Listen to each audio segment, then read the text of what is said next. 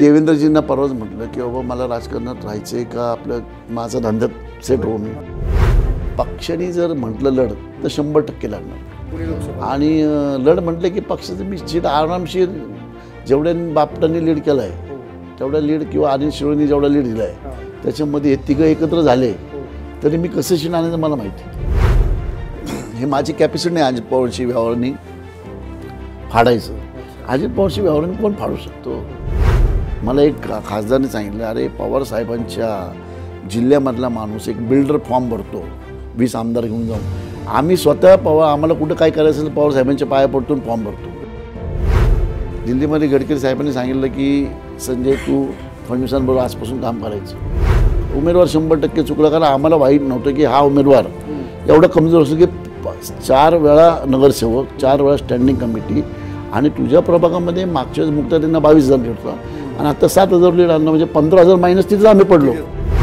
मी जेव्हा पक्षात नव्हतो तेव्हा मी अपक्ष निवडून आलो मी आजही अपक्ष निवडून येऊ शकतो मला असं काही कुठलं लेबल नको आहे काही नेत्यांनी आमचं बोलणं माझं आवडत नाही पण नाही आवडत तर त्याच्या घरी तो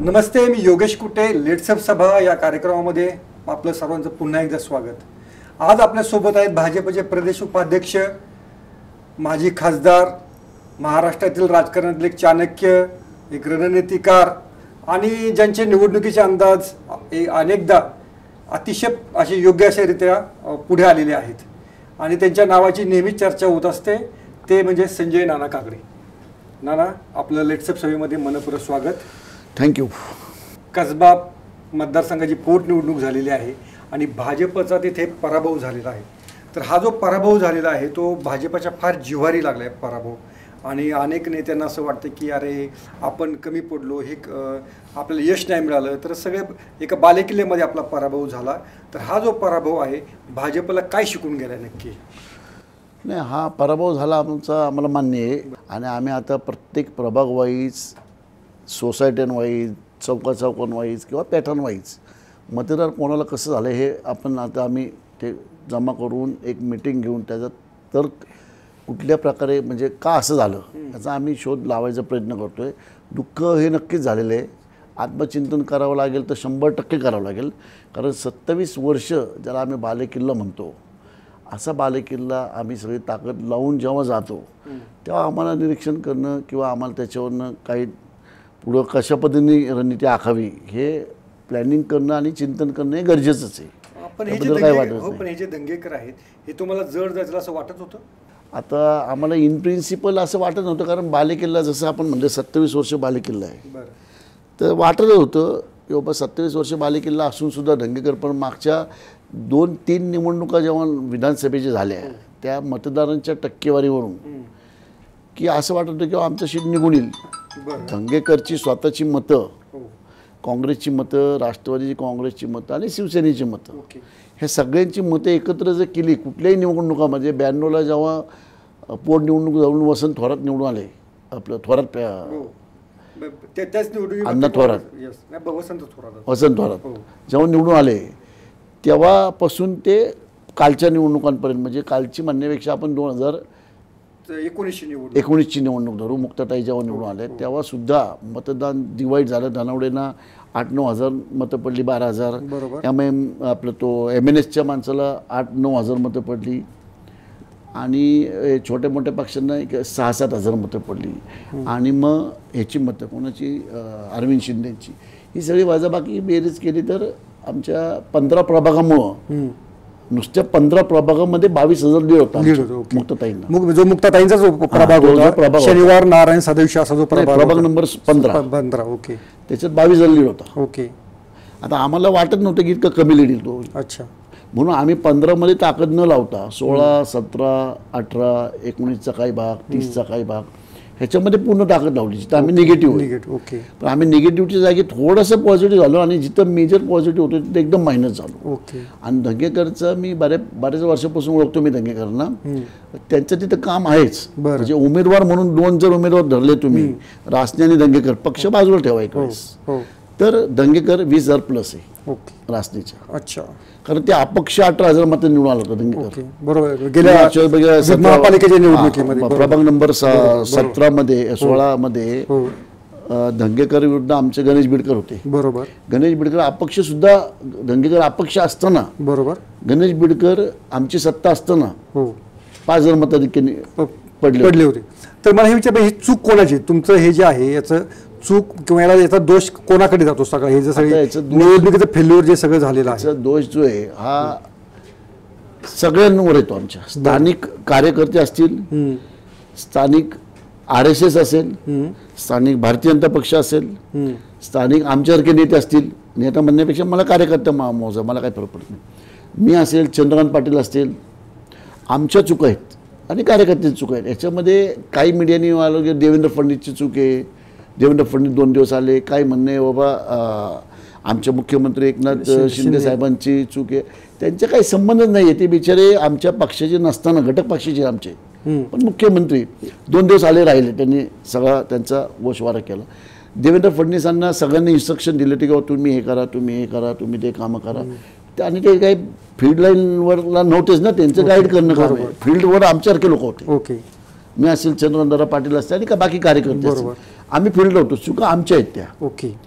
म्हणजे आम्ही दंगेकरला ओळखण्यात पहिली जी चूक आहे ती उमेदवार चुकला, ब्राह्मण समाज नाराज झाला. चुकला, उमेदवार 100% चुकला. कारण आम्हाला वाईट नव्हतं की हा उमेदवार एवढा कमजोर असतो की 4 वेळा नगरसेवक, 4 वेळा स्टँडिंग कमिटी, आणि तुझ्या प्रभागामध्ये मागच्या मुक्ताताईंना 22,000 लीड होता आणि आता 7,000 लीड आणणं म्हणजे 15,000 मायनस तिथेच आम्ही पडले. ओके. स्वतःच्या प्रभागातच लीड आम्ही पडलो. मागच्या मुक्ताताईंना 22,000 लीड होता. ओके.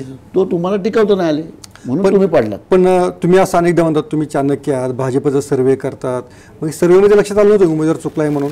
आता आमच्यापर्यंत सर्वे कसा येतो की सर्वे जेव्हा होतो तेव्हा राष्ट्रीय म्हणजे महाराष्ट्राचे अध्यक्ष असतील, आमचे नेते असतील देवेंद्र फडणवीस आणि बावनकुळे साहेब आणि पालकमंत्री चंद्रकांत पाटील, हे तिघं सर्वे करतात. हे तिघं सर्वे त्यांनी यावेळेस काय केलं की त्यांनी तिघांनी तो सर्वे केला आणि दिलेला पाठवला. बरं. तो आम्हाला दाखवला असताना आम्ही सांगितलं असतं इथं चुका होतं, तिथं चुका होतं, हा नाही चालणार, तो नाही चालणार, का नाही चालणार त्याची कारणं दाखवली असते. बरोबर. ओके. तुम्ही पाहिलं असेल की रासनेंना त्यांच्या मंडळाने निग्लेक्ट केलं. कशामुळे निग्लेक्ट केलं असावं? काय त्यांचं इंटरनल असेल बाबा. मी एका कार्यकर्त्याला मंडळाचे विचारलं काय रे बाबा असं का करता तुम्ही, तो म्हणला आमचा गणपतीच घेऊन टाकेल. म्हणजे ह्या कार्यकर्त्याच्या एवढ्या भावना अशा झाल्या होत्या का मंडळाच्या की बाबा नाही आम्ही आम्हाला त्रासदायक आहे. त्याची बँक आहे, त्याच्या बँकेतले सभासदांना 2-3 विचारलं. मी तो नाही मग साहेब हे आमदार झाले तर आमचं काही खरं नाही. अशा भावनातनं पण अशा गैरसमजाच्या भावना असतील ह्या, असं प्रॅक्टिकल नसू शकतं, पण गैरसमजाच्या भावनेतनं पण की तो उमेदवार चालला नाही. मग आम्ही ते सगळं सांगितलं असतं, परंतु त्या बंद लिफाफ्यामध्ये दिल्लीला गेला आणि दिल्लीवरून ते नाव.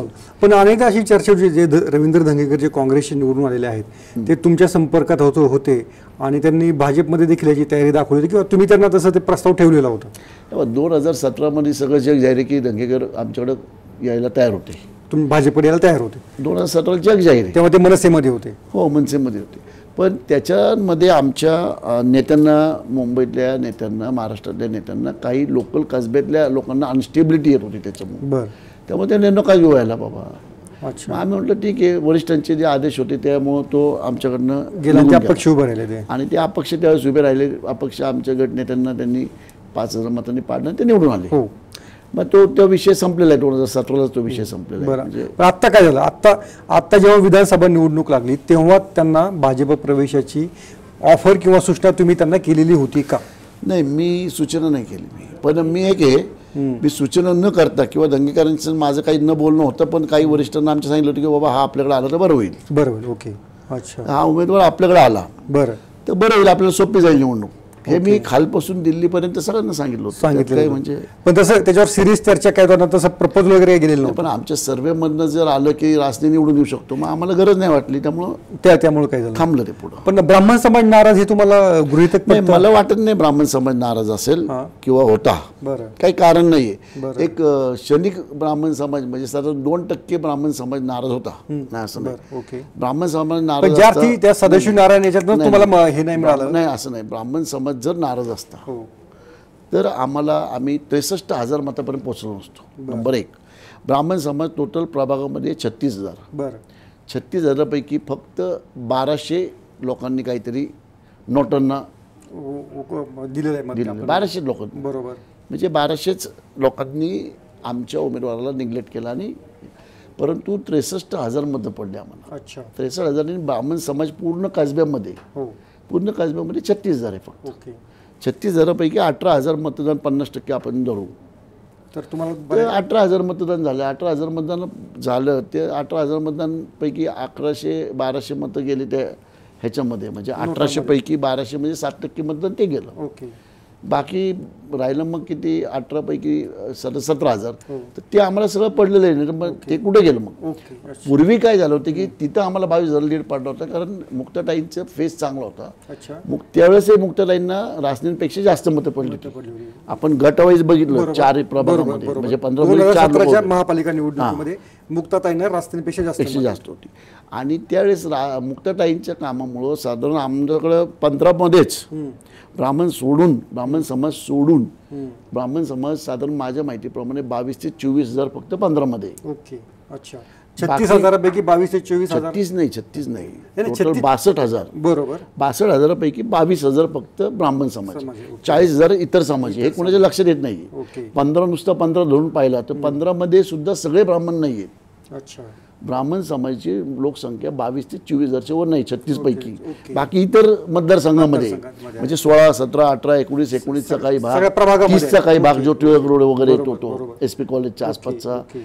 त्याच्यातल्या निम्मी सदाशिवपेठ ती तुमचं लोकमान्य नगर येतं देवीपेठेतलं. बरोबर. तर या 22,000पैकी जर का 50% मतदान झालं तर 11,000 मतं आहेतच तिथं आम्हाला. अच्छा. ओके. मग इतर लोक, इतर समाजाची लोक पण आहेत त्या प्रभागामध्ये, 40,000 इतर समाज. समाजात. अच्छा. त्यामुळं आम्हाला इथं लीड कमी मिळालं, कारण उमेदवार त्या समाजापर्यंत पोहोचलाच नव्हता ओके. अच्छा. कामाच्या तर निमित्तानं. गिरीश बापटांना त्यांच्या जराजर्जर अवस्थेमध्ये प्रचाराला आणलं, हे पण मतदारांना रुचलेलं नव्हतं.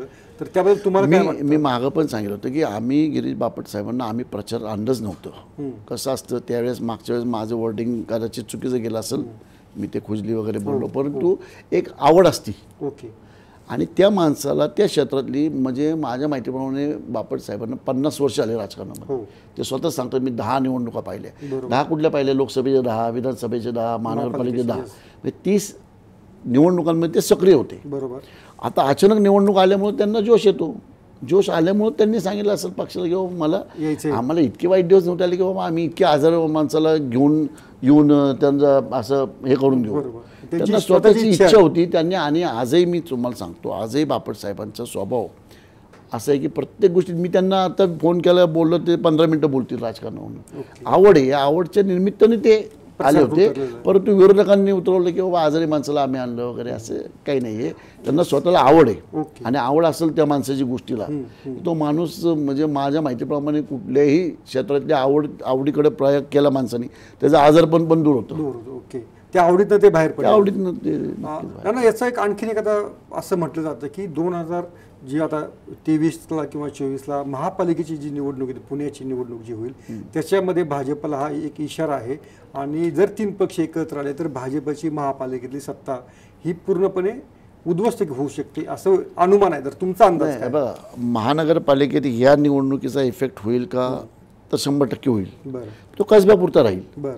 दंगेकर 6 अख्ख्या महानगरपालिकेत, पुणे महानगरपालिकेच्या क्षेत्रामध्ये नाही आहे. बरं. दंगेकर कसब्यामध्ये. कसब्यामध्ये आम्हाला थोडाफार इफेक्ट होईल, पण तो आम्ही न होण्यासाठी जे काही पावलं उचलायची ते आम्ही 100% पावलं उचलू. आणि एक उमेदवार महानगरपालिकेमध्ये असेल किंवा विधानसभेमध्ये, हा गावठाण भाग होता. बरं. आता तुम्ही बघा, त्या कोपऱ्यात होता पोलीस लाईन, म्हणजे खडकमाळीचा चौकचा पुढचा भाग, स्वारगेटचा चौक, बरोबर. इथं शनिवारवाड्याचा चौक, येस. बरोबर. इकडे खाली 7 लॉजच्या चौकाचा अलीकडचा भाग, आणि इकडून आपलं नदी, राईट. म्हणजे गावठाण आहे. ही निवडणूक महानगरपालिकेसारखी झाली, अच्छा. फेसवर गेली. ओके. राष्ट्रीय मुद्द्यांना काही महत्त्व राहिलं नाही. बरं. जो तो तुम्ही चॅनल, कुठल्याही चॅनल बघा, पब्लिक, सामान्य पब्लिक काय म्हणायचं की दंगेकर आमच्या कामाला येतो, दंगेकर आम्हाला भेटतो, दंगेकर आमच्या घरात काम असेल उमेदवार फेसवरती गेली. राईट. तर दंगेकरच्या फेसवरनं निवडणूक जिंकली गेली. ही लोकांचं कार्य तो करतो. ओके. आता प्रत्येक आमदारांचा एवढा मोठा एरिया असतो विधानसभेला, तर विधानसभेला मला वाटत नाही इफेक्ट होईल. आणि महानगरपालिकेचा विषय राहिला तर आपण पाहिलं की महानगरपालिकेला कुठलेही 3 पक्ष एकत्र होत नाहीत. बरं.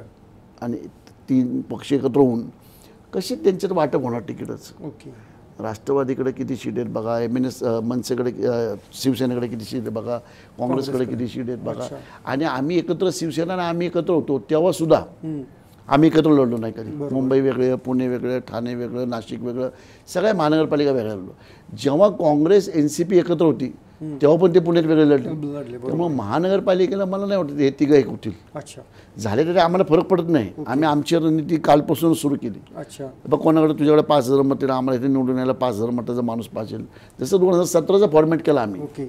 2017ला आम्ही काय केलं की बाबा तुझी स्वतःची मतं किती आहेत, इलेक्टिव्ह मेरिट तुम्ही सगळे घेऊन हां उमेदवाराची मतं महत्त्वाची. तसं आम्ही आमदारकीला केलं असतं तर आमचं सीट अजिबात धोके नसतं. पण आम्हाला ह्या सीटमुळं फेस व्हॅल्यू ओके जे ह्या सीटमधनं आम्हाला धडा मिळाला इथं हारण्यावर. आपण 27 वर्षाचा बाले किल्ला आमचं काय गेलं की फेस व्हॅल्यू. ओके, ती फेस व्हॅल्यू तुमच्या लक्षात. त्यामुळे आम्ही महानगरपालिका असेल, येणारं लोकसभा असेल, येणारं विधानसभा असेल किंवा तुझी स्वतःची मतं किती आहेत. ओके. लोकसभेला माणूस आम्ही उभा करणार ते स्वतःची 2 लाख मतं पाहिजे. बरोबर. ओके. 2 लाख मध्ये किंवा तुझी स्वतःची पक्ष 3 लाख झाले 5 लाख. अच्छा, असं तुम्ही सरळ गणित ठेवा. महानगरपालिकेला बाबा तुझी कमीत कमी 5,000 4,000 मतं आहेत का.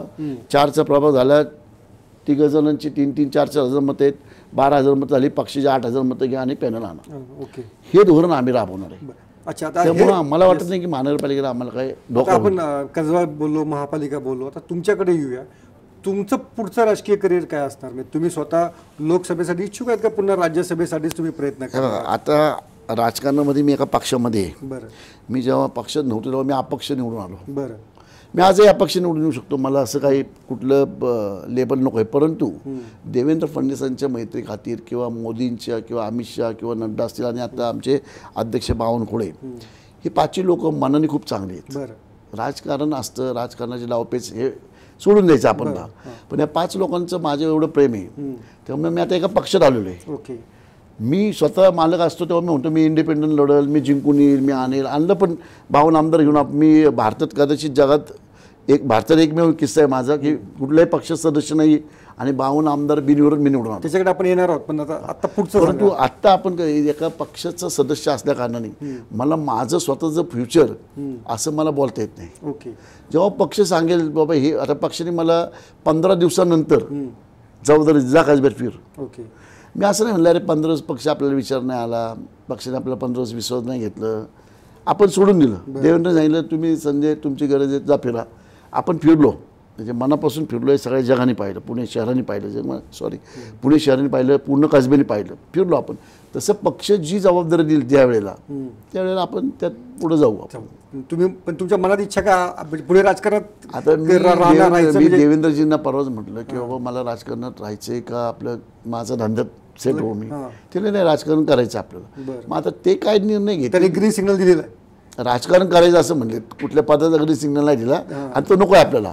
एकदा ते ठरवतील आपल्याला. आणि त्यांचं कुठलाही माणूस एकदा फसतो माणसं ओळखायला. एकदा फसतो, 2दा फसतो, 3दा फसतो. ओके. 4थ्यांदा कळतं कोणाची ताकद आहे किती, कोण किती महत्त्वाचं आहे, कोण काय हे त्यांच्या लक्षात आलेलं आहे. आणि ते जी जबाबदारी दिली ती आपण पार पाडायची. पण तुमच्या डोक्यामध्ये तुम्ही म्हणजे 2024ची लोकसभा असं काही तुमच्या डोक्यामध्ये आहे का. पक्षाने जर म्हटलं लढ तर 100% लढणार पुणे लोकसभा. आणि लढ म्हटलं की पक्षाचं मी सीट आरामशीर जेवढ्या बापटांनी लीड केलं आहे तेवढा लीड किंवा अनिल शिरोनी जेवढा लीड दिला आहे त्याच्यामध्ये हे तिघं एकत्र झाले तरी मी कसं शिन आणायचं मला माहिती आहे. ओके. तुमची तयारी आहे. तयारी म्हणजे ते पक्षाने सांगितलं तयारी 100%. तयारी काहीच नाही आहे, मला फक्त 100 फोन लावायचे. बरं. 100 कार्यकर्ते ते बिचारे मला प्रत्येकजण 5-5 हजार मतं देईल. बरं. 5 लाख मतं झाले संपले. आणि आमच्या पक्षाची पारंपरिक 3 लाख मतं आहेत. बरं. ओके. ओके. म्हणजे अनिल शिरोळे पहिल्यांदा 2009ला जेव्हा निवडून आले पडले 23,000 मतांनी पडले त्यावेळेची 3 लाख मतं पक्षाची फिक्स आहे. त्याच्यानंतर आम्ही वाढवले चांगले चांगले नगरसेवक घेऊन पुण्यातले ज्यांच्याकडे स्वतःची हिंमत आहे असे 15-20 लोक वाढवलेत. पण आमच्या 100 लोकांची टीम आहे जे 5-5 हजार मतं कुठल्याही पक्षातनं आणून दिलं अशी कॅपॅसिटी होती. 100 जणांची टीम आहे आपल्याकडे. तुम्ही जेव्हा राजकारणामध्ये सक्रिय झाला होता तेव्हा एक लेख आला होता की SK म्हणून लेख आला, सुरेश कालमडे ते संजय काकडे असा लेख आला. त्या लेखानेच माझं वाटोळ केलं. कसं काय झालं नक्की ते लेखन ते आमचे पराग करंदीकर त्यांनी लिहिलं होतं. त्यांचं प्रेम खूप आहे माझ्या. आणि योगायोग असं झाला की SK म्हणजे त्यांनी सुरेश कालमडेला जोडलं, SK त्यांनी शाहरुख हा, पण खानदान तुम्हाला वाढायचं पण होतं. नाही मला असं म्हणायचं आहे, तो चांगल्यासाठी लिहिला असावा की तुमच्यामध्ये ती क्षमता आहे किंवा त्याचं हे आहे, पण नक्की मग एसकेचं गणित बिघडलं कुठे? एसकेची गाडी घसरली नाही, कुठे? गाडी घसरली नाही. काय असतं आमच्याकडं संघटना असते बरं. आणि मला कधी संघटनेत काम केलेलं नव्हतं मी. बरं. भारतीय जनता पक्षाच्या कल्चरला मॅच होता आपला वेळ गेला आणि मग त्याच्यात मी माझ्या बिझनेसमध्ये लागलो. जेव्हा जेव्हा पक्षाची म्हणजे त्यांचा 17चा विषय 17 19ला मला सांगितलं 3 पदाची 3 विधानसभेची मला जबाबदारी दिली. लोकसभेनंतर पहिले लोकसभेची दिली, मग विधानसभे तिथं मी योग्य होतो आणि त्यावेळेस माझे पद होतं माझ्याकडं. म्हणजे 2000 कोरोनाच्या काळामध्ये 2020ला माझी खासदारकी संपली. 19च्या आमदारकीपर्यंत माझी खासदारकी 20 पण होती. 19मध्ये ज्या मतदारसंघात मला लक्ष घालायला दिलं तिथं मी लक्ष घालून 2 पोलीस खाते रिपोर्ट असलेले लोक मी निवडून आणले. 2 निगेटिव्ह रिपोर्ट असेल तुम्ही? हां, पॉझिटिव्ह आणले. म्हणजे मी नाव पण सांगतो, एकनाथ आपला कॅन्टोन्मेंट बोर्ड असेल, शिवाजीनगर असेल, ते निगेटिव्ह होते आमच्या खात्यात. ते दोन्ही आम्ही तिथले नगरसेवक, तिथले माजी नगरसेवक ज्यांच्याकडे 2-5 हजार 5-5 हजार मते अशी लोक फोडून आपण ते शीट निवडून आणले. म्हणजे मला वाटत नाही की मी कुठं मागं राहिलो. मध्ये मध्ये माझ्या बिझनेससाठी मी काही खानदानी पॉलिटिकल नाही आहे किंवा डे टू डेचा माझा बिझनेस किंवा माझा छंद आहे, परंतु माझा तो उद्योग नाही आहे. त्यामुळे तुम्हाला बिझनेस हां, ते एवढं लक्ष देत मी जेव्हा निवडणूक येतात तेव्हा आपण सगळे असतो. पण 2014 साली हे 52 आमदार तुमच्याकडे आले, तर नक्की काय तुम्ही मॅथमॅटिक्स जुळवलं ते जरा सांगा. मॅथमॅटिक्स नाही, मी काय 1999 साली अजितदादा जेव्हा पालकमंत्री झाले, आपलं जेव्हा मंत्री झाले, त्यांची माझी चांगली मैत्री होती. मग त्यांच्या घरी जाणं येणं असायचं माझं. नंतर आम्ही एकदम जवळ आलो. त्यांचे पालकमंत्री झाले 2004ला. 2009 पण आमचं खूप मैत्री होती, चांगली नंतरही होती, आत्ताही आहे, परंतु खूप जिव्हाळ्याची होती. बरं, त्याच्यावर मी येणार आहे. त्याच्यानंतर आम्ही त्यांचे तिथं मला बऱ्याचशा आमदारांच्या ओळखी झाल्या. मग नंतर गोपीनाथ मुंडेंची माझी 2003 साली मैत्री झाली. 2002 साली नारायण राणेंची झाली. मग तिथंही सगळे आमदार येऊन भेटायचे. मग अचानक असं वाटलं की आपण खासदार व्हावं राज्यसभेचे. म्हणून मग त्या आमदारांचे एक म्हणजे एक लीडर आमदार जे जसे भाई ठाकूर असतील, जसे अबू आझमी असतील, जसे त्यावेळेस विनय कोरेचे 2 आमदार होते. विनय कोरे असतील किंवा अनिल गोटे अपक्ष होते, प्रशांत बम अपक्ष होता, शिरीष कोतवाल अपक्ष होता, भारत भालके अपक्ष, असे म्हणजे MIMचे 2 आमदार, म्हणजे असे बरेच छोटे पक्ष मिळून 27 लोक होते. त्या 27 बाबा तुम्ही अपक्ष पुरस्कृत आमच्या पक्षाचे म्हणून तुम्ही राज्यसभेत जा असं त्यांनी आग्रह धरला. मग त्यांनी आग्रह धरल्यावर त्यांनी फॉर्मवर माझ्या सह्या दिल्या त्यांनी 20 लोकांनी. आणि मी फॉर्म भरला आणि असं योगायोग झालं की माझ्याबरोबर कुणीच फॉर्म भरला नाही. म्हणजे कदाचित भारतातली पहिली केस असेल, कुठल्याही पक्षात सदस्य नाही आहे तरी तुमच्याकडे कोणी बिनविरोध निवडणूक झाली. अपक्ष 5 होते, मी होतो तेव्हा. म्हणजे गोयल साहेब होते, कर्नाटकचे 1 जण होता, आंध्र प्रदेशचे 2 जण होते, परंतु त्यांच्या त्या निवडणुका झाल्या. माझ्याकडं किंवा कुठल्या पक्षाचे पुरस्कृत झाले ते. मी कुठल्याही पक्षाचे पुरस्कृत नव्हतो, कुठल्या पक्षाचे सदस्य नव्हतो आणि बिनविरोध अपक्ष आपण 52 आमदाराच्या जोरावर झालो. त्याच्यानंतर कोरोनाच्या काळात पण मी म्हणजे झालो असतो 20 दुसऱ्या टर्मच्या वेळेस काय झालं झालो असतो 20ला, पण पक्षाचा आदेश आला किंवा उदयनराजेंनी खासदारकीचा राजीनामा दिला आणि दुर्दैवाने ते पडले, लोकसभेसाठी पडले. आणि अमित भाई असतील किंवा आमचे देवेंद्र फडणवीस असतील, त्यांनी त्यांना शब्द दिला की बाबा यदा कदाचित तुम्ही पडलात तर आम्ही तुम्हाला राज्यसभेवर घेऊ. मग माझी जागा त्यांना दिली. मला देवेंद्र फडणवीस म्हणले संजय 2-3 वर्ष थांबतो. त्यांनी आणि साहजिक आहे की बाबा छत्रपती नाव हे माझ्यापेक्षा मोठे आहे, उदयनराजे नाव माझ्यापेक्षा मोठं असेल नसेल देव म्हणजे जनता ठरवेल, परंतु छत्रपती घराणे माझ्या नक्कीच कितीतरी पटीने मोठं, त्यामुळे आम्ही म्हटलं ठीक आहे, काहीच विषय नाही तो. अच्छा, तुमच्याने अजित पवार यांच्या मैत्रीची चर्चा राजकारण नेहमीच होत असते आणि तुमच्यातील वादाची चर्चा नेहमीच होते. काय मैत्रीमध्ये कमीपणा यायला किंवा ती जरा संबंध तुटक व्हायला काय कारण घडलं होतं? नाही, आमचे संबंध तुटक नाही, असं मैत्री होती. नंतर एकत्र आमच्या काय बऱ्याचशा मैत्रीमध्ये हे होतं, परंतु काही दिवसांनी असं झालं की आपण थोडंसं लांब राहू बाबा. त्यांनी ठरवलं की संजय आपण थोडंसं काही लोकांच्या मनात खटकती मैत्री आमची. मग ते ठीक आहे, आम्ही थोडंसं मैत्री सोडली नाही, पण खूप रोज जाणं भेटणं. मग माझा धंदा वाढला. त्यांना पूर्ण महाराष्ट्राचे लीडर झाले ते. आधी पुण्याचे पण पालकमंत्री नव्हते ते, तुम्हाला माहिती असेल. साताराचे सरकार आलं, विजयसिंग मोहिते पाटील 2004ला ते पुण्याचे पालकमंत्री झाले. 4 ते 9 अजित पवार एक पालकमंत्री म्हणून होते. 9ला जेव्हा त्यांचे एकदम आमदार 52 आमदार त्यांच्या पाठीशी राहिले. म्हणजे 9ला त्यांनी निवडणुकींमध्येच इतकी हे केली होती प्लॅनिंग, हे बरेचसे आमदार आले. मग ते महाराष्ट्र लीडर झाले.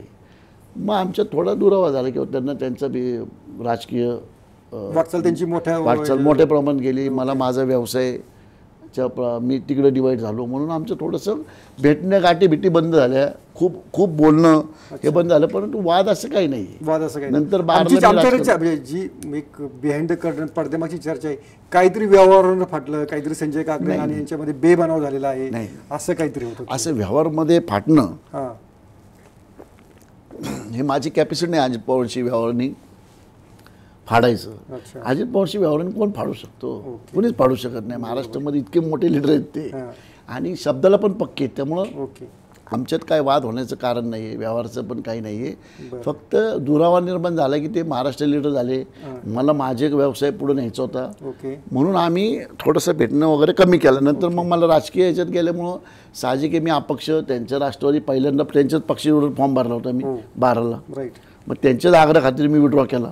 पुन्हा 14ला तुम्ही 14ला पण भरला. मग 14ला मी भाजपमध्ये गेलो, ते राष्ट्रवादी मला मग महानगरपालिका लोकसभा. तेव्हा जेव्हा तुम्ही सगळं भाजपचं काम करू लागले, भाजपची सत्ता आणण्यामध्ये तुमचा वाटा आहे असंही म्हटलं जाऊ लागलं, मग तेव्हा अजित पवारांनी जाऊ लागलं का झालं हे सांगा तुम्ही? नाही तेव्हा असं तुमचा वाटा आहेच, काही वाद नाही त्याच्यामध्ये. तर मला असं म्हणायचं मग तेव्हा अजित पवार तुमच्यावर नाराज झाले का की तुम्ही भाजपचं काम असं करताय, अरे संजय तू असं काय करतोय? साहजिक आहे नाराज होणं, कारण त्यांच्या जिल्ह्यातला मी त्यांचा मित्र जवळचा. आणि पवार साहेबांची ध्येय धोरणं अशी आहेत की विरोधक पण मला एक खासदाराने सांगितलं, अरे पवार साहेबांच्या जिल्ह्यामधला माणूस एक बिल्डर फॉर्म भरतो 20 आमदार घेऊन जाऊन, आम्ही स्वतः आम्हाला कुठं काय करायचं असेल पवार साहेबांच्या पाया पडून फॉर्म भरतो. बरोबर. तुम्ही तेव्हा पवारांची कन्सर्न घेतली नव्हती? आम्ही कोणाची कन्सर्न न घेता फॉर्म भरला. मग तेवढं थोडं दुःख असतं. तर महानगरपालिका जी स्थापन झाली पुण्याची, महानगरपालिका पुणे आणि पिंपरी चिंचवड जेव्हापासून स्थापन झाल्या तेव्हापासून भाजप कधीच नव्हतं. मग आम्ही कामाला लागलो. आम्हाला देवेंद्र फडणवीस म्हणजे तुम्ही कामाला लागा, आपल्याला महानगरपालिका आणायची यावेळेस. आम्ही महानगरपालिका आणली आणि योगायोगाने आम्ही त्या वाडेश्वरच्या कट्ट्यावरती मी म्हणतो माझं कॅल्क्युलेशन सगळ्या प्रभाग वाईज झालं होतं आणि मतदान झाल्याच्या त्याच रात्री मी सगळ्यांकडे रिपोर्ट घेतले होते. त्या रिपोर्टमध्ये आम्ही 95-92 शीट दिसत होतो आमचं. म्हणून मी म्हणलं 92 शीट येतील आणि 92 शीट आले, कारण आमची मेहनत होती.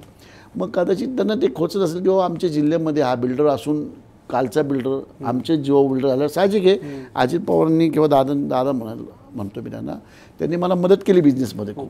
हे साहजिक आहे, जग जाहीर आहे, म्हणजे हे लपवण्यासारखं काहीच नाही.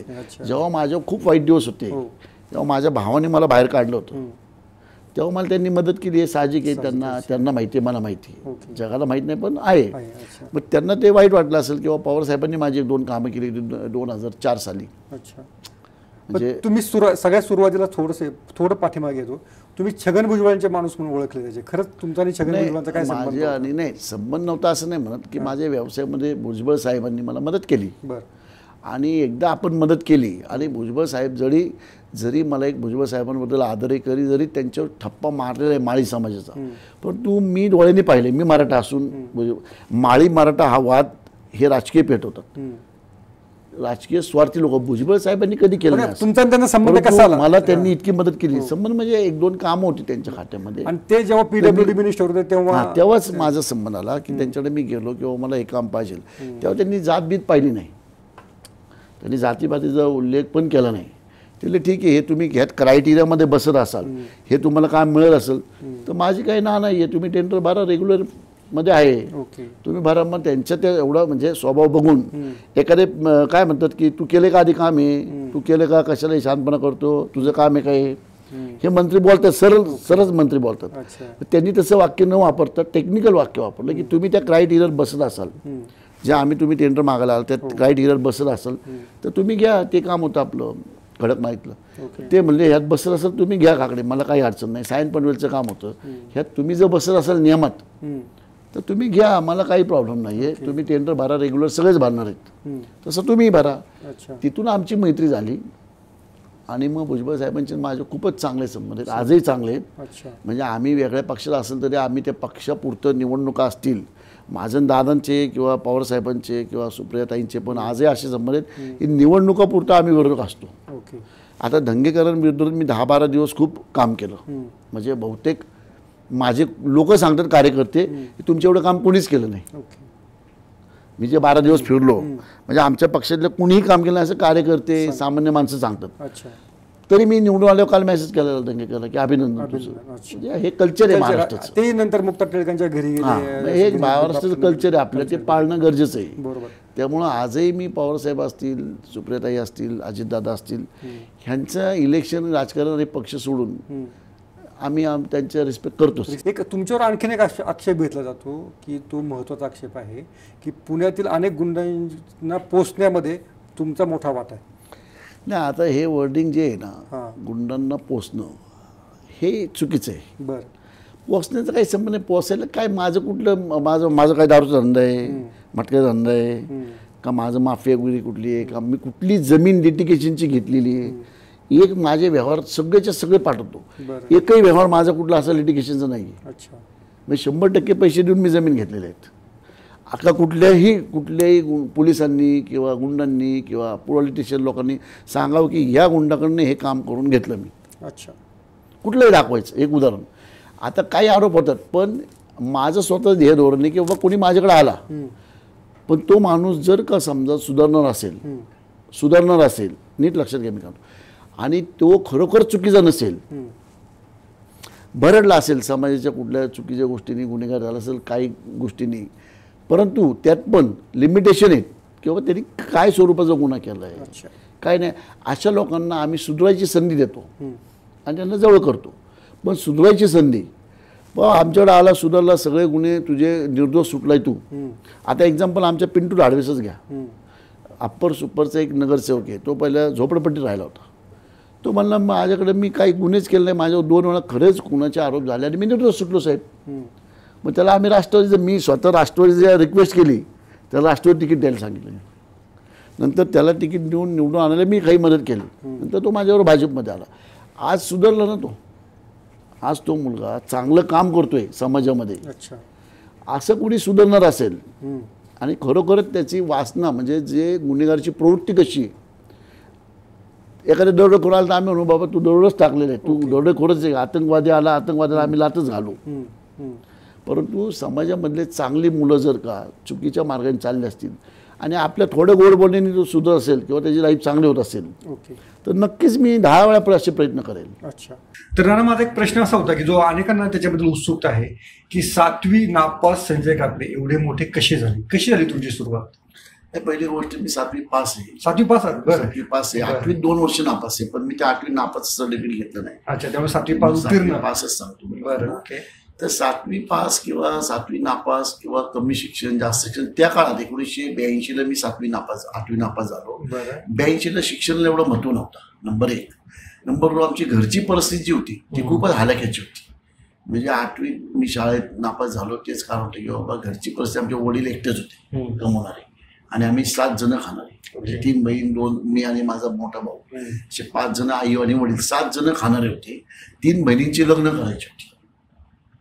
मी 7वीत असेपर्यंत 8वीत असेपर्यंत 2 बहिणींची लग्न झाली होती. माझ्या एका बहिणीचं लग्न व्हायचं होतं. तर परिस्थिती पण घरची पण हालाकी. तुमचं मूळगाव काकडे म्हटल्यानंतर पुणे, आमचं बेस जिल्हा पुणेच आहे. म्हणजे पांगारे म्हणून आमच्या पुण्यापासून 32 किलोमीटर वीर रोडला एक गाव आहे पांगारे. मोठी गाव आहे. ते बेसिक जमीन आमची 3 एकर होती. अच्छा. हे सगळ्यात म्हणून 3 एकर आहे. तर मग शिक्षणाचे खर्च किंवा आपलं लक्ष, मग घरातली हालाकीची परिस्थिती पाहता शिक्षणाकडे दुर्लक्ष केलं आपण. आणि शिक्षण सोडल्यानंतर मी सगळ्यात पहिल्यांदा म्हणजे 7 रुपये रोजंदारी मी काम केलं पहिलं खडकमाळीमध्ये. पटेल इंजिनिअरिंग म्हणून एक टिपाचा कारखाना होता, त्या कारखान्यामध्ये. त्याच्यानंतर तिथं किंवा काहीतरी घरच्यांना आईला वाटायचं आणि व्यवसायच करावं.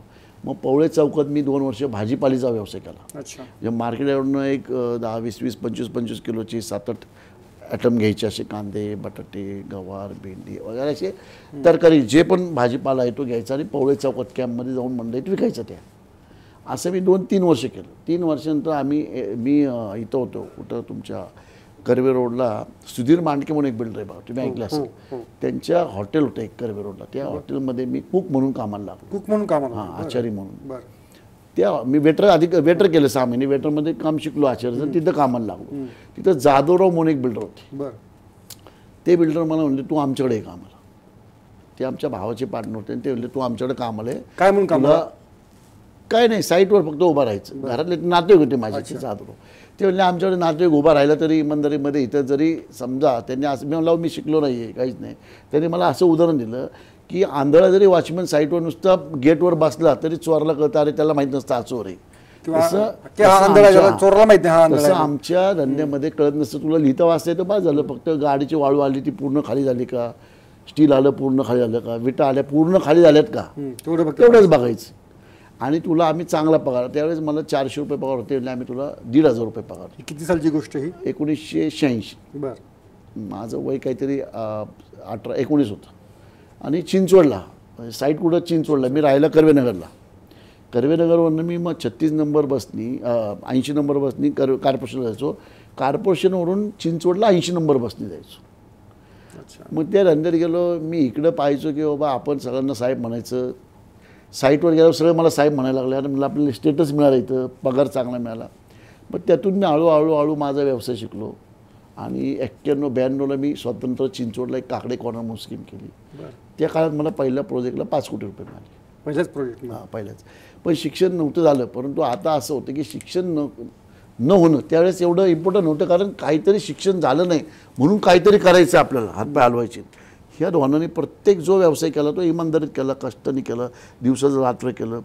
आता असं नाही किंवा मी शिक्षण म्हणून सांगत नाही कोणाला की शिक्षण जर मी झालो नाही सांगितलं माझं, तेव्हा शिक्षण नव्हतं. एवढ्या माणसाने एवढं ऑफिस मोठं टाकलं, एवढा बंगला बांधला, एवढ्या गाड्या घोड्या झाल्या, मग आपण का शिकायचं असं मग नवीन जनरेशनचं होईल.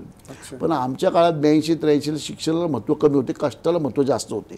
इक्विपमेंट काहीच नव्हते त्या काळात, म्हणजे लॅपटॉपसुद्धा नव्हता. आम्ही वहीमध्ये एंट्री करायचो गाड्या आल्याची. बरोबर. इतकं कष्टाला महत्त्व होतं त्यावेळेस. आता शिक्षणाला महत्त्व झालं आहे. आता तुमच्या साध्या हॉटेलमध्ये जरी काम करायचं असेल वेटर म्हणून तरी ग्रॅज्युएशन पूर्ण लागतं. त्यावेळेस आमच्या काळात शिक्षणाला महत्त्व नव्हते, म्हणून आम्ही म्हटलं शिकलो नाही ना तर मग आपल्याला कष्ट करायचे. मग शिक्षण एक बाजू नाही तर दुसरी बाजू आपली स्ट्रॉंग करायची. त्यामुळे त्यातनं आम्ही करत असं रिअल इस्टेटमधनं स्वतः धंदा करून. पॉलिटिकल कनेक्शन कधीपासून सुरू? पॉलिटिकल कनेक्शन आमचं काय आलं की काकडे ज्वेलर्स म्हणून, म्हणजे सगळ्यात पहिलं झालं माझं 92ला, जेव्हा पिंपरी चिंचवड महानगरपालिकेची निवडणूक होती. बरं. आणि तिथे रामकृष्ण मोरेंचा एक उमेदवार होता हनुमान गावडे. आणि रामकृष्ण मोरेंना कळालं की बाबा चिंचवडमध्ये संजय नाना काकडेंनी तिथं 1,500 फ्लॅट पोझिशन दिले आणि ते मतदार ह्याच्या सांगण्यावरून मतं देतील. रामकृष्ण मोरेंचा पहिला मला फोन आला की बाबा तिथं संजय हनुमान गावडे नावाच्या व्यक्तीला तुम्ही मत कर. म्हणलं सर जमणार नाही मला, कारण माझा मित्र शरद गावडे, तुमच्या मी ह्याच्यात नाही काम करू शकत. ते म्हणले अरे असं बघतो मित्र ऐकायला नाही तर तू मला अशी दुस्ती पाहिजे. शरद गावडे उभा नाही राहिल्यावर काय करणार? तुम्ही त्यांना म्हणलं शरद गावडे माझा मित्र आहे, तो उभा नाही राहिला, तुम्ही गाडवाचं काम करायला सांगा मी करेल. शरद गावडेनी त्यावेळेस स्टँडिंग कमिटी झाली होती, त्याची नगरसेवक काय करू मी तिकीट घेतलं नाही, हनुमान गावडेंना तिकीट दिलं. मग आम्ही त्यांना निवडून आणलं. मग तिथनं रामकृष्ण मोरेंची माझी ओळख झाली. रामकृष्ण मोरेंची माझी ओळख झाली. 97ला मला सोन्याचं दुकान टाकायचं होतं. मी रामकृष्ण मोरेंकडे गेलो, म्हणलं साहेब हे सोन्याचं दुकान मी टाकतो इथं सातारा रोडला. एकदम सोन्याचं दुकान का ठरलं होतं? साईट म्हणजे मला त्यावेळेस सोनं खूप आवडायचं. मी जे काही साईटमधनं पैसे मिळतील त्याचं सोनं घ्यायचो. मला एक सोन्याचा व्यापारी म्हणलं साहेब तुम्ही दुकान टाका ना, मी तुमचा पार्टनर येतो केवळ परमान म्हणून. म्हणलं ठीक आहे. आम्ही रामकृष्ण मोरेंना म्हणलं साहेब तुमच्या हाताने ओपनिंग करा. रामकृष्ण मोरे नको नाना, मी एक तुमच्या मित्राची ओळख करून देतो माझ्या, त्याच्या हातनं ओपनिंग करा, माझं प्रमुख नाव टाका. मग त्यांनी मला तुमच्या जिल्हा बँकेत नेलं. मला माहीत नव्हतं कोणाकडे नेता येते.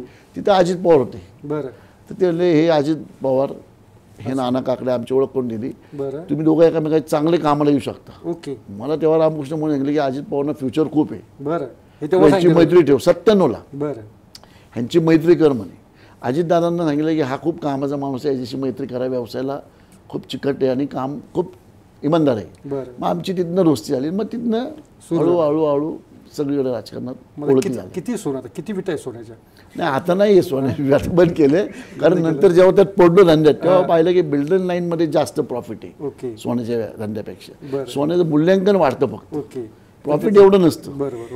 मग त्यातनं आम्ही हळूहळू बाहेर आलो आणि रिअल इस्टेटमध्ये परत जोर धरला जास्त. तुमच्या आणि फडणवीसांची पहिली भेट केव्हा झाली? माझी फडणवीसांची पहिली भेट झाली ती तेव्हा नुसतेच अध्यक्ष झाले होते.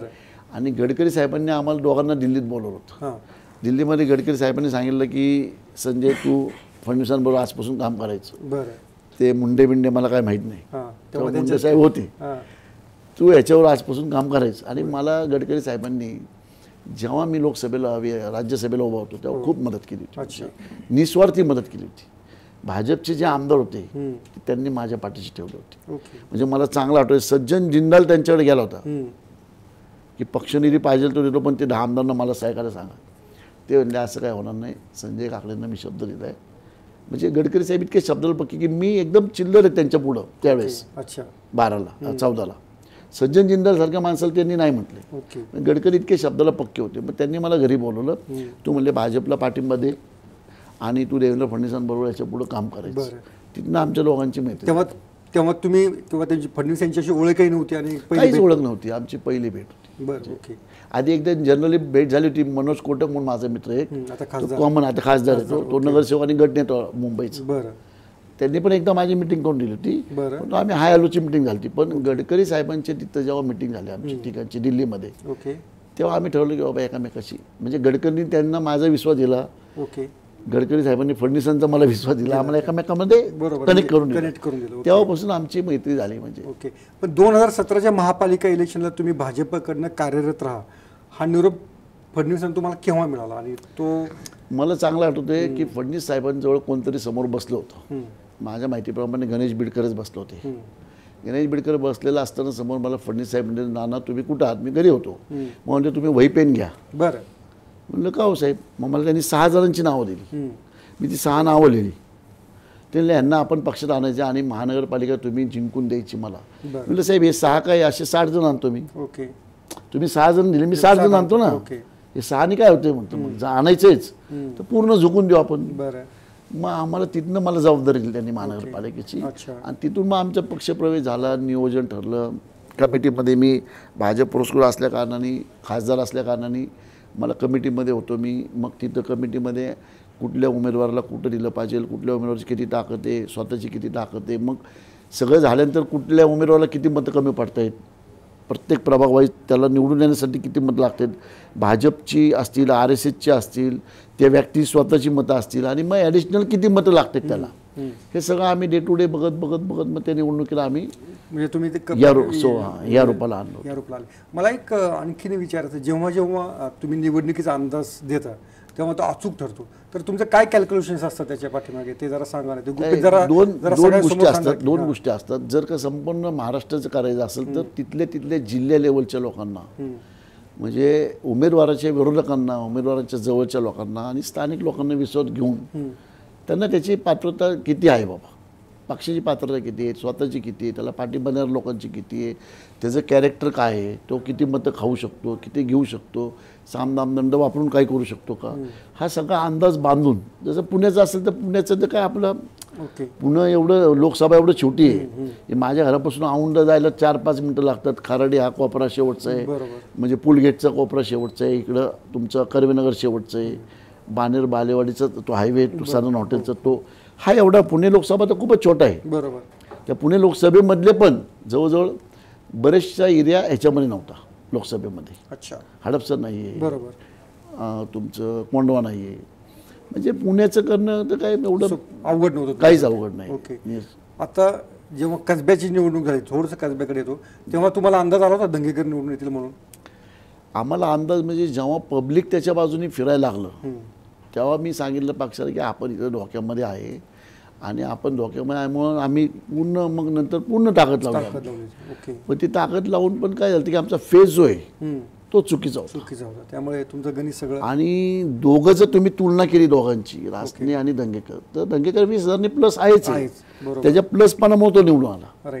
ह्याच्यामध्ये काँग्रेसने हळूहळू जाण्याचं काही कारण नाही आहे किंवा जिल्ह्यातल्या कुठल्याच नेत्यांनी, एक्झाम्पल अजितदादा असतील किंवा पवारसाहेब असतील किंवा काँग्रेसचे कुणी असेल, यांनी हळूहळू जाण्याची गरज नाही आहे. आमचा कॅन्डिडेट चुकला आहे.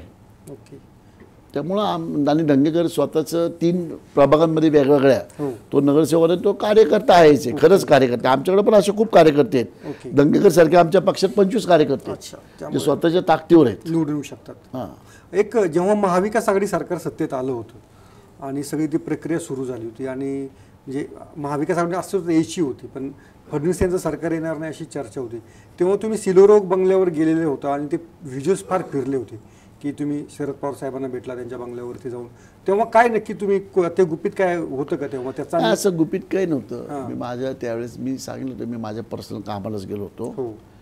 पर्सनल कामात जात असताना आम्ही आपलं थोडंसं राजकारणाचं पण काढतो की बाबा काय होणार आहे काय नाही अंदाज घेण्याकरता पण जात होतो. परंतु पवार साहेबांची किंवा उद्धव ठाकरे साहेबांची काही मनस्थिती नव्हती आमच्यावर येण्याची भाजपची. बरं. म्हणजे मी पवार साहेबांनाही भेटलो, उद्धव साहेबांनाही भेटलो, परंतु मनस्थिती नव्हती. आणि आमच्या दिल्लीवाल्यांची पण मनस्थिती नव्हती की आम्हाला वाटतच नव्हतं की उद्धव ठाकरे हे हिंदुत्वाद सोडून काँग्रेसबरोबर जातील. ओके. या ओव्हर कॉन्फिडन्समध्ये आम्ही गेलो आणि ते सरकार आमचं गेलं. तेव्हा पवारांशी याविषयी काही चर्चा झाली म्हणजे असं तुम्ही काय कोणतं प्रपोजल वगैरे असं काही घेऊन गेलेलं नव्हतं? नाही, प्रपोजल घेऊन नव्हतं गेलो मी. बाबा मी अंदाज काढायचा होतो की काय त्यांच्या मनात आहे काय नाही. ओके, तेवढ्या पुरतंच होतं. पण ते त्यांच्या मनात असं काही नव्हतं की बाबा अजित पवारांनी जी गोष्ट केली अजितदादांनी ती करायची नव्हती अशी त्यांची त्यावेळेची धारणा होती. ओके. अच्छा. किंवा आम्ही पण त्यांना एवढं घ्यायची जवळ गरज नव्हती. ओके. असं त्यांना अशी त्यांची धारणा दिसून येत होती बोलताना. कारण मी गेलो तेव्हा तापलंच होतं वातावरण. ओके. ते फोनाफोनी चालूच होतं त्यांचं. बरोबर बरोबर. त्यामुळे ती धारणा होती त्यांची की आम्ही एवढी घाई करायची गरज नव्हती असं त्यांच्या बोलण्यानं. ओके. एक महाविकास आघाडी सरकार सत्तेत आल्यानंतर तुमच्या मागे चौकशीचा एक ससेमिरा लागला होता पोलिसांच्या, तर ते थांबलंय की आता कसं आहे नक्की काय त्याचं काय कारण होतं? बघा थांबलं म्हणजे असं काही घडलं नव्हतं. बरं. आणि पोलिसांचा ससेमिरा म्हणजे 2च जागा अशा झाल्या होत्या, 2च केसेस होत्या. दुर्दैवाने माझ्याच मेवणीने एक कंप्लेंट केली होती, पण ती कंप्लेंट आता क्रॅशच झाली एका जागी खाली. त्याला अपील केल्यावर पण त्याला काही दम नाही आहे. मी कोणाला तरी 5 वर्षापूर्वी दम दिला. बरं. ही केस काही होऊ शकत नव्हती, परंतु त्यावेळेस राजकीय महानगरपालिका नाही दिलाच नव्हता, काही संबंध नाही ना, काही कारण नाही दम द्यायचं. मेवण्याला कोण दम देतं सख्या मेवण्याला? ते पोलीस खात्यांनी काहीतरी ह्या महानगरपालिकेत यांनी सक्रिय होऊ नये. परत महानगरपालिकेत त्यांची सत्ता आलेल्या बाबा ह्याला दाबा, ह्याच्यामुळं महानगरपालिका गेली. अच्छा. त्यामुळं तो विषय. दुसरा विषय झाला की बाबा तो गजानन मानेचा. गजानन माने तळोजा जेलमधनं सुटून येत होता. मी माझ्या ऑफिसमध्ये होतो. त्यांना असं वाटलं की माझी गाडी पण त्यात होती का 99, पण ती गाडी होती कोणतरी गलांडे म्हणून नगरसेवक होता, राष्ट्रवादीचा नगरसेवक होता, त्याची गाडी निघाली आणि ती केस म्हणजे हे केली. त्यांचं सरकार असतानाच पोलीस खात्याच्या कोर्टाने रिपोर्ट दिले की यांचा काही संबंध नाही, त्यांचं सरकार असताना. म्हणजे हे नुसतं कुठे नाव बदनाम करायचं बाबा यांनी पुढं आपल्या कॉर्पोरेशनच्या निवडणुकांमध्ये सक्रिय होऊ नये, हेच बाकी काही हेतू नाही. म्हणजे दुरी कारणं. गजानन मानेच्या 500 गाड्यांमध्ये त्याच्याकडं माझी गाडी कशात जाईल? एका गुन्हेगाराला आणायला, तो त्यावेळेस गुन्हेगार म्हणून बाहेर सुटला होता, माझी गाडी का आणि त्याला काय पडले माझी गाडी घ्यायची? माझ्या गाडी घ्यायची काही गरज पण नाही आहे त्याला. मी देणार पण नाही त्याची एवढी पण हे नाही विचारची की बाबा तुझी गाडी द्या म्हणायची. अच्छा. काकडे तुमची गाडी द्या एवढी म्हणायची पण त्याची हिंमत पण नाही आहे. ओके. त्यामुळं तेवढंच त्या फक्त काहीतरी करून संजय काकडेला दाबायचं. परत शक्यतो महानगरपालिकेत लक्ष घालू नये, हे एकमेव कारण. बाकी काहीही कारण तुम्ही सांगा. मी 35 वर्ष व्यवसाय करतोय, 1987 पासून व्यवसाय करतो. कुठल्या पोलीस चौकीत माझी कंप्लेंट आहे? कुठल्या पोलीस स्टेशनला माझी कंप्लेंट आहे? कुठल्या कोर्ट केस माझी जमिनीच्या बाबतीतली आहे का? कुठंच नाही आहे. हे सरकार आलं महानगरपालिका आणल्यानंतर आणि ह्या सरकारने माझ्यावर 2 केस टाकले. आता मला काही गोष्टी ते की बाबा काही राजकीय लोकांनी तुमच्या मेवण्याला फूस लावली, बळीचा बाकार त्याला केला. ओके. अच्छा. असं म्हणजे हा राजकारणाचाच भाग आहे, बाकी कुठलंही नाही. की बाबा अशी मी कुठल्या जमीन मालकाला फसवलं आहे, कुठली जमीन बळकवली, कोणाचे पैसे घेतलेत, कोणाला दादागिरी केली, कोणाला मारहाण केली, असं 36 वर्षाचं माझ्या व्यावसायिक 37 वर्षाला मी व्यवसाय आहे. म्हणजे भाजीपाला विकण्यापासून आमच्याकडं रिअल इस्टेटपर्यंत मी काम केलं. रिअल इस्टेट सगळ्यात अवघड बिझनेस आहे. सोन्या धंदा स्वस्त आहे. सोन्यात तुम्ही पैसे देता आणि परत सोनं घेतात निघून जाता. आम्ही काही नसताना जमीन लोक आम्हाला पैसे देतात आणि आम्ही 3 वर्षांनी त्याला फ्लॅटचा ताबा देतो. अशा पण व्यवसाय आहे, पण काही कंप्लेंट नव्हती आपली. ओके. एक तुमच्याबद्दल एक आक्षेप दिला, तुम्ही फार उद्धटपणे बोलतात, तर ते तुमची ती म्हणजे ते संघर्षातून आलेली ती सवय आहे की कसं स्वभावाचा भाग आहे? आता उद्धट कोण आहे? प्रॅक्टिकल गोष्ट सांगायला गेलो कोणाला तर ती उद्धट वाटते. अच्छा. आता प्रॅक्टिकल गोष्ट उद्धट वाटत असेल तर ज्याला वाटायची त्याला वाटून द्यायची, आपल्याला काही घेणं नाही. आपण जो प्रॅक्टिकल वागायचं किंवा मनात काही न ठेवता बोलायचं, हा आपल्या लहानपणापासून स्वभाव. कोणाच्या प्रेशरमध्ये म्हणून तर मी 2 वर्ष गॅप खाल्ला राजकारणात. 2 वर्ष गॅप खायचं तेच कारण आहे. ओके काही नेत्यांना आमचं बोलणं माझं आवडत आवडत नाही, नाही पण नाही आवडत ते त्याच्या घरी तो. ओके मला पद मिळालं नाही मिळालं, माझा प्रॅक्टिकल स्वभाव जो आहे ओके. तो मी का बदलू? मग तुम्हाला कोणी सांगत नाही की जरा तुम्ही नाना जरा शांत बोला काय असं? शांत बोला म्हणजे काय बोला? शांत बोला म्हणजे माझ्या मनाविरुद्ध वागा मी. बरं. मग माझ्या मनाविरुद्ध वागले की आजकालच्या नेत्यांना 90% लोकांना आजार आहेत ना. हो. चॉकलेट खातात, गोळ्या खिशात ठेवतात, अच्छा. डायबिटीस होतो, BP होतो, हार्टचा त्रास होतो. ओके. तो मला लागून नाही घ्यायचं. माझ्या जे मनात आहे तेच माझ्या ओठात येणार, माझे जे डोक्यात आहे तेच मी करणार. ओके. मी कसं आणि जर मी चुकीचं करणारच नाही आहे कुठं काही, हो. मला काय कोणाची भीती? काल आमच्यातलं कोणीच म्हणलं नाही पवाराभावावर समोर जायचं. मी म्हणलं माझ्यावर कारवाई करा. मी पण तो एक भाग होतो कसबा मतदारसंघात. बरोबर. मग हे उद्धट वाटत असेल तर वाटणारला वाटू दे, मला काही फरक पडत नाही. ओके. माझ्या नेत्यांना माझा स्वभाव माहिती आहे, देवेंद्र फडणवीसांना माहिती आहे, बावनकुळे साहेबांना माहिती आहे, मोदी साहेबांना माहिती आहे, नड्डा साहेबांना माहिती आहे, अमित शहा. माझे नेते 5 आहेत, त्या 5 जणांना माहिती आहे ओके. माझा असा स्वभाव आहे. त्यामुळं मला काही फरक पडत नाही कोणी काय म्हणतं त्याला. आणि मला या 5 नेत्यांनी कधी सांगितलं नाही बिचारांनी की तुम्ही असं बोलू की नका. तुम्हाला वो जो बकबक करना बंद करो. अच्छा. फक्त मला अमित भाई म्हटले होते एकदा की यार तुम सर्वे करते हो ना, मीडिया में मत बताओ, मुझे बताते जाओ.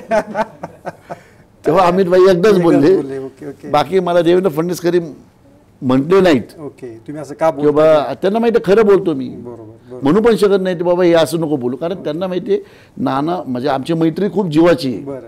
त्या मैत्रिणीने माझा स्वभाव ओळखला चांगला. ओके. ते 4 लोक गेले तर ते म्हणतात 4 लोकांना अरे तुला माहीत नाही नाना स्वभाव, मला माहिती आहे नाना असं नाही, यांच्या मनात काही नसतं. ओके. त्यामुळं माझे 5 नेते जे आहेत हे, त्या 5 नेत्यांना माझा स्वभाव कळलेला आहे. त्यामुळं मला राजकारणाशी काही घेणं देणं नाही आहे, माझं पिंड नाही आहे ओके. की त्याच्यावर घर आहे माझं, मग एखाद्या टेंडरमध्ये 2% पैसे घालले माझं घर चालवलं आहे असं काही नाही आहे. बरोबर. त्यामुळं मला उभं राहिलो मी फक्त समाजसेवा करत राहणार काय माझ्या पद्धतीने, ओके. ती मी सोडणार नाही आहे. आणि माझा व्यवसाय मला खूप आहे. आणि तुमचा एक स्वभाव भाजीपाला विकणाऱ्या माणसाचं घर आज बरोबर. भोसलं. मी घोरपडे पेठेत 180 फुटाच्या रूममध्ये हो. राहत होतो. 5 जण आम्ही, 6-7 जण. हो.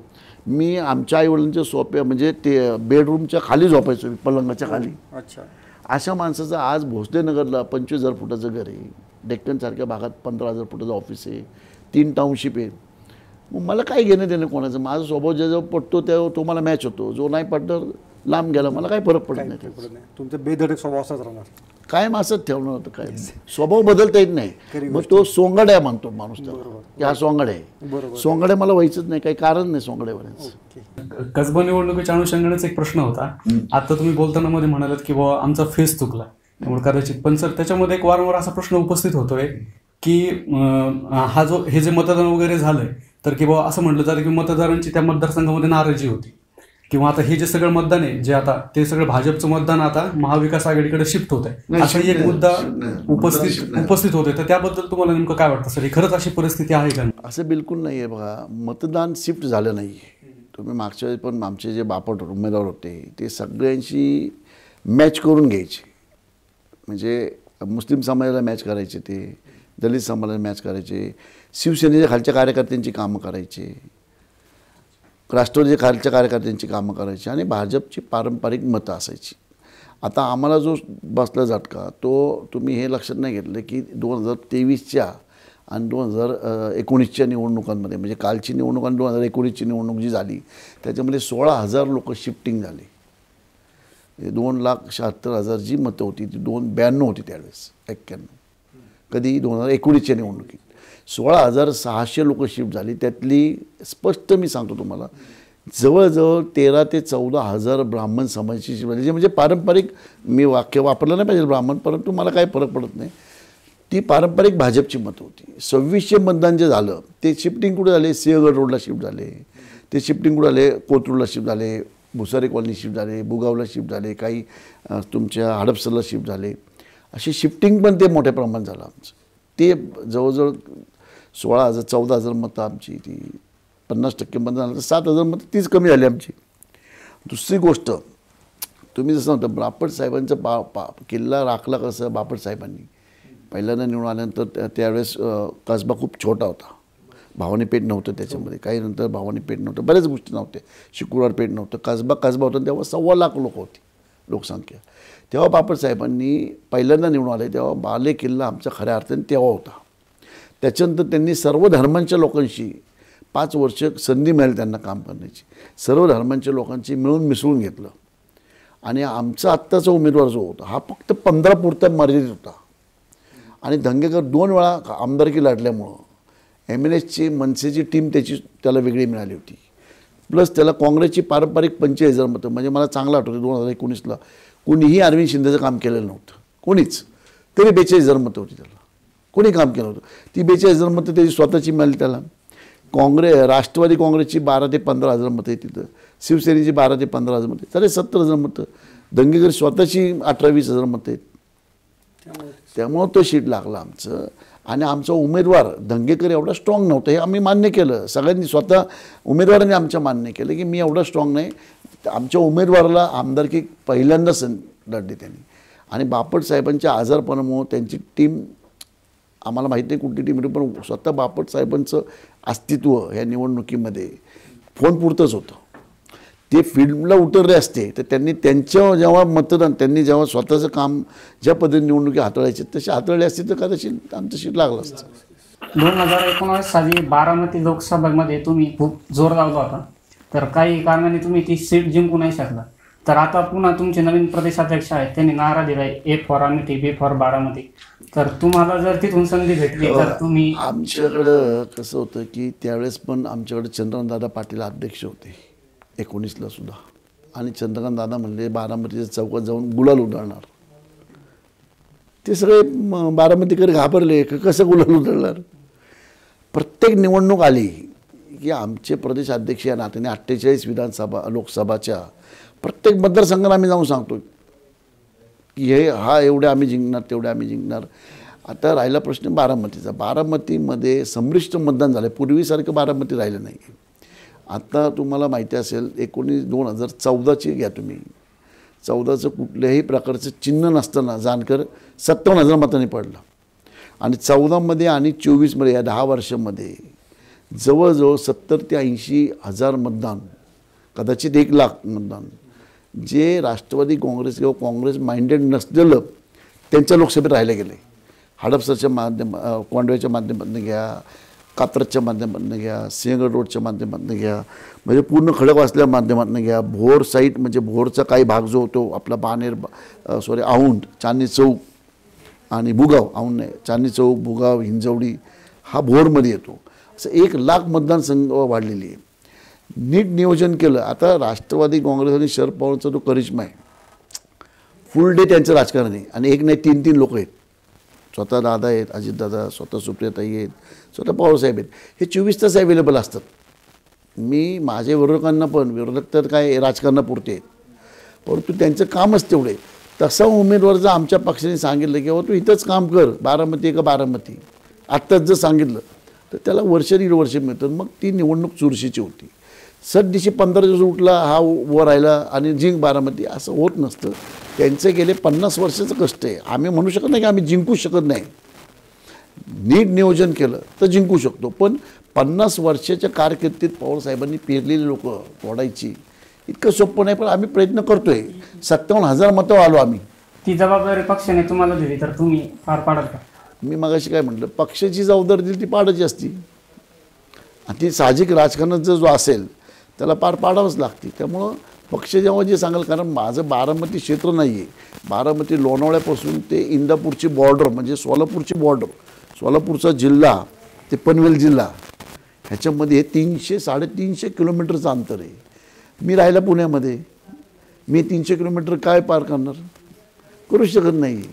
ही वस्तुस्थिती. परंतु पक्षाने जर सांगितलं तर मला क्रम प्राप्त आहे करणं. 2024ला कसब्यामध्ये नेमकं बापट की टिळक, नेमकं कोणत्या घराण्याला तिकीट दिले? आता बघा, टिळकांना तिकीट ह्यावेळेस नाकारलं. का नाकारलं पक्षश्रेष्ठींना माहिती, काय सर्वेमध्ये आलं ते पक्षश्रेष्ठींना माहिती. त्यामुळं आत्ता मला सांगणं योग्य नाही, मी सांगू शकत नाही.